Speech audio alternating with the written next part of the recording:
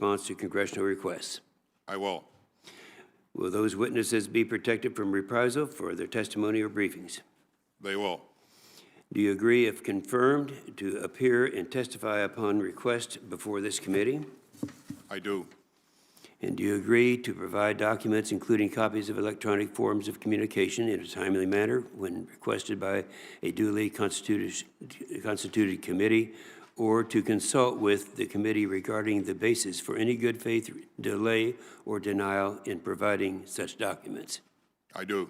And have you assumed any duties or undertaking any actions which would appear to presume the outcome of the confirmation process?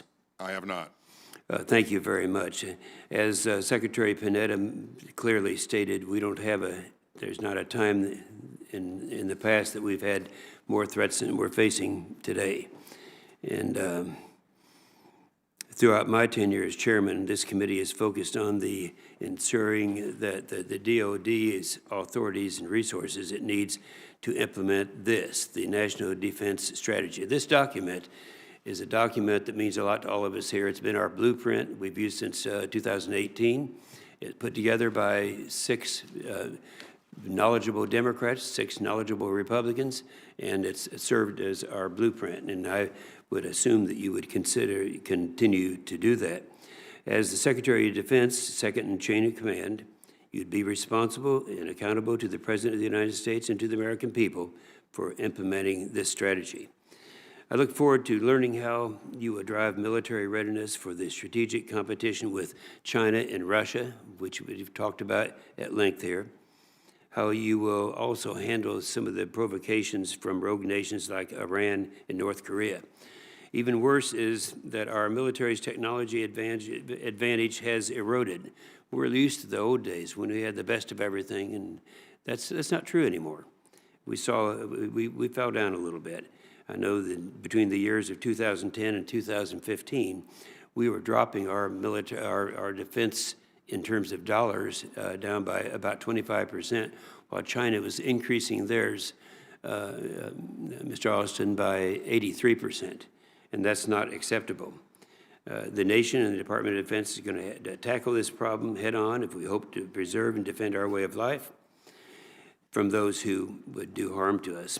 Now, if confirmed, you would have the honor of leading a team of Americans who represent everything that is noble and best for our nation, our soldiers, our sailors, our airmen, Marines, Space Guardians, our military families. And by the way, on the military families, we always hear from those who are a little less enthusiastic about a strong national defense that we spend more than Russia and China put together. And there's a reason for that.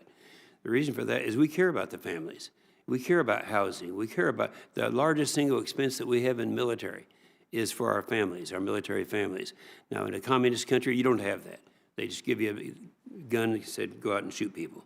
So that's what we are concerned about, and we will continue to do that. Our many defense civil servants also sacrifice day in and day out for our national security and rarely get credit for they deserve. The department will require strong civilian leadership. For you to serve as the Secretary of Defense, Congress must provide an exception to the law that prohibits individuals from being appointed if they are within 7 years of their military service. Last week, this committee held a hearing on civilian control of the armed services, which I think it was instructive. I've never been all that concerned about the 7 years, but others have. I hope that you will share with the committee what actions you will take to ensure your tenure reflects and protects the principle of civilian control of the military if you are confirmed. We look forward to hearing your views on these and other important issues. Senator Reid. Well, thank you very much, Mr. Chairman, and I join you in welcoming Lloyd Austin to today's hearing. General, I want to thank you for your 4 decades of military service to our country, and I appreciate your willingness to return to public service, this time in a civilian capacity. In addition, I want to welcome your wife, Charlene. I also want to recognize and thank former Secretary of Defense Leon Panetta, who spoke on your behalf, and in addition, Senator Sullivan for their introductions. Today's hearing is also very different from previous Secretary of Defense nomination hearings. Due to recent security threats, the Acting Secretary of Defense has authorized the deployment of 25,000 National Guard troops to Washington, D.C. I never thought I would see such a large display of U.S. military force on the streets of our country. I thank the service members and the other federal agencies for ensuring that the U.S. Capitol and the inauguration is safe and secure. In addition, the world continues to be engulfed in a global pandemic that has caused hundreds of thousands of deaths in the United States and sickened millions more. This has not only affected the way we conduct our hearings, but it's become the paramount issue facing the new administration, including the Department of Defense. General Austin, you have a long and distinguished career. You have served at the highest echelons of the Army and capped your service as the commander of U.S. Central Command. If confirmed as the next Secretary of Defense, you will face a daunting array of current and emerging security threats. U.S. strategic priorities have shifted in recent years, as reflected in the 2018 National Defense Strategy, to focus increasingly on the near-peer competition with China and Russia. At the same time, the Trump administration, through its disruptive behavior, has eroded faith in U.S. global leadership with adverse strategic consequences.